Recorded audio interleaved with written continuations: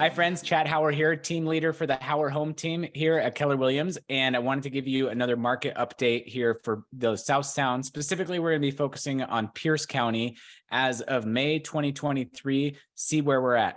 So let me share my screen with you here and we'll jump right in.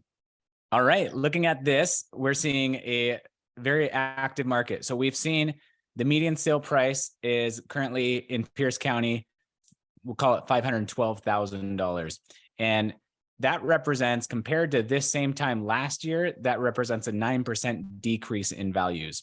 Now you can see though, over the last 4 months here, or 5 months, we saw a little jump in values, and then they've been fairly stable, slowly increasing. Now, if we move here, we can see the median list price, the median sale price is 100% of the list price. So we can see again here, this is a 5-year history that we're looking at. And we can see really during COVID where we saw really crazy bidding wars where homes were selling for 102.5% or more of the list price. Now it's cooled down a bit and they're still selling for 100% of the list price. Now, look at the drastic change we've seen just since last month.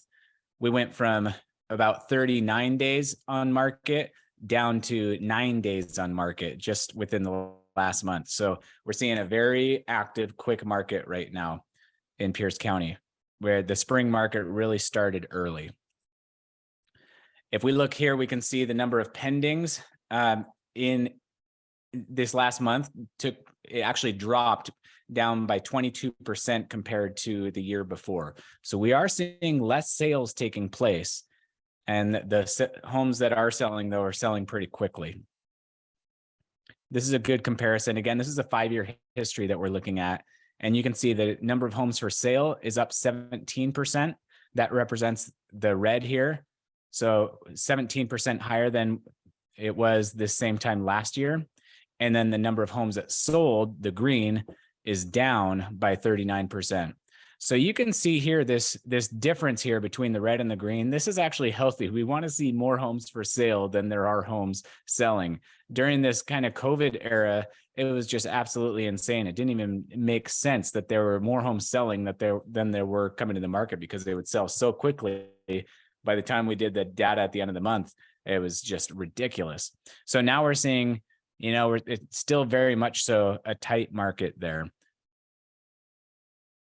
Now we're going to go into absorption rate, the number of months of inventory currently on the market. And just as a reminder for that, this really shows, what we typically see, a neutral market, kind of a balanced market that's stable between buyers and sellers. It doesn't really favor either one, represents 6 to 7 months worth of inventory. And if there's less than that, then we call that a seller's market. And we typically see home values will appreciate, go up. If there's more than 7 months worth of homes on the market, that's where it's a buyer's market and we see home values decline. So what's your guess where we are right now? Look at this, the inventory, the absorption rate has dropped down to 1.1 months worth of inventory. So very low inventory still. Again, to give you some reference, less than 6 months represents a seller's market, and we only have 1 month worth of inventory. So what about interest rates? At the time of this recording here, actually just yesterday, Powell increased the Fed lending rate by 0.25% as was anticipated. So we've already seen that kind of baked into what lenders are lending for mortgage rates. So they're right around 7%, high 6s right now is what we're seeing for a 30-year loan. And so that is certainly, it takes a toll as we're seeing affordability. It does become less affordable, but affordability as a whole, when we're looking at over the last year, looking at job income as well, job income has increased. The median income has gone up significantly. So that's actually been favorable, that we're seeing homes are considered more affordable than they were just a short year ago, or a little less than a year ago, when we balance all those factors into what's income, what's the median household income versus median mortgage, things like that. So another thing that I always think is important, if you don't own a home yet, I want to make sure that you're seeing this. This takes us all the way back to 1988. And there's a very, very clear trend here. Rents go up over time. So I would definitely encourage, get yourself educated. What would it look like to purchase a home? I'm here to help with that. The members here on the Hauer Home team are happy to guide you through that and educate you, let you know what your options are. It's always good to at least know your options to be able to compare between the two.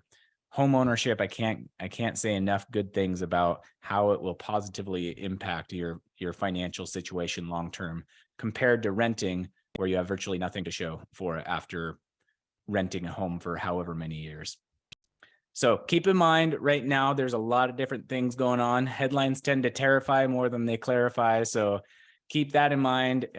Reach out anytime. It's never too early to make a plan to buy. If you're looking to sell, we can assist with that as well. Get with your local realtor, get with a good lender. We'd be happy to make an introduction.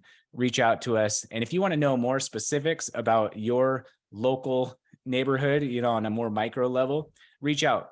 Any of us are here to help with that, and we can provide some helpful insights to be able to help guide you through that. So thanks for your time. Please don't keep us a secret, and we'll see you next month.